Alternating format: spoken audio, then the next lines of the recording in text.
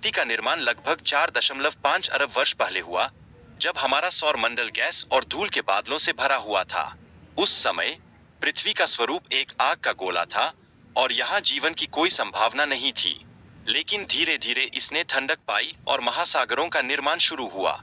महासागर ही जीवन का आधार बने और आज जो जीव और मनुष्य हम देख रहे हैं, वे इसी समुद्री जीवन से उत्पन्न हुए हैं।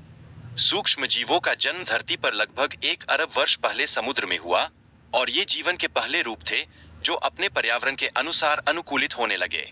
इसी क्रम में चार्ल्स डार्विन ने मानव विकास का सिद्धांत प्रस्तुत किया, जिसे विकास का सिद्धांत कहा जाता है। यह सिद्धांत मानव अस्तित्व के बारे में सबसे प्रसिद्ध और प्रभावशाली विचार है। प्राकृतिक चयन का सिद्धांत बताता है कि केवल वह प्रजाति जीवित रह सकती है जो मजबूत और अनुकूलनशील होती है। यही जीवन के अस्तित्व का एक महत्वपूर्ण पहलू है और यह मानव के विकास में भी महत्वपूर्ण भूमिका निभाता है। मनुष्य का विकास भी इसी प्राकृतिक चयन की प्रक्रिया का परिणाम है, जो एकल कोशीय जीवों से शुरू हुआ। जैसे कछुए के अंडों का उदाहरण हमें बताता है कि कैसे केवल स्वस्थ बच्चे ही जीवित रह सकते हैं, जबकि कमजोर बच्चे शिकारी के शिकार बन जाते हैं। हमारी होमिनिड प्रजातियों का विकास चिंपांजी से हुआ और फिर यह प्रक्रिया मानव के विकास की ओर बढ़ी।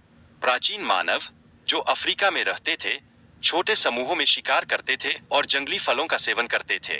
यही उनका जीवन जीने का प्राथमिक तरीका था। लगभग 60,000 साल पहले मानवों ने अफ्रीका को छोड़कर यूरोप, एशिया और अन्य क्षेत्रों में फैलना शुरू किया।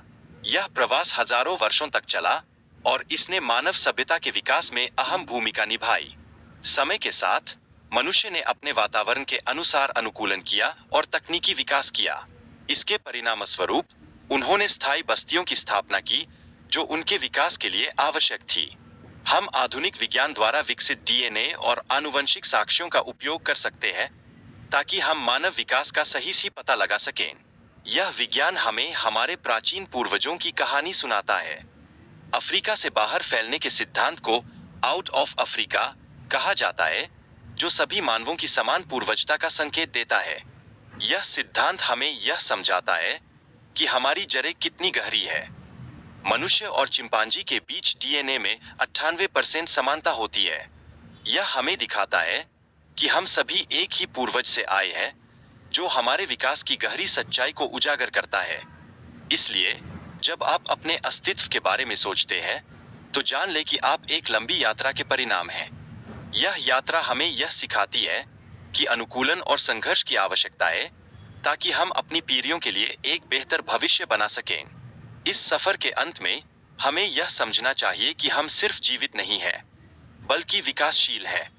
अपने आप को सीमित मत समझिए। आपके अंदर शक्ति है और यह शक्ति आपके पूर्वजों के संघर्षों का परिणाम है।